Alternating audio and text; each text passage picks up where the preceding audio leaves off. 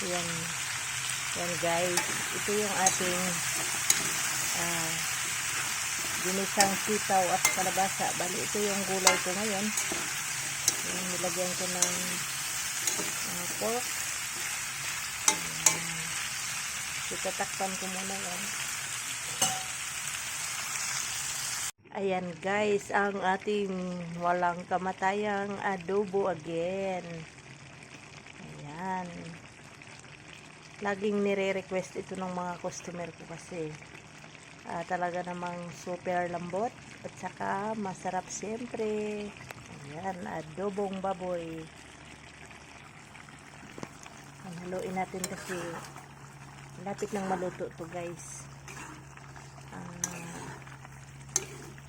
Mga 2 minuto pa isasalin ko na ito sa lagayan kasi magluluto pa ako ng magigisa pa ako ng sitaw at saka kalabasa. Okay.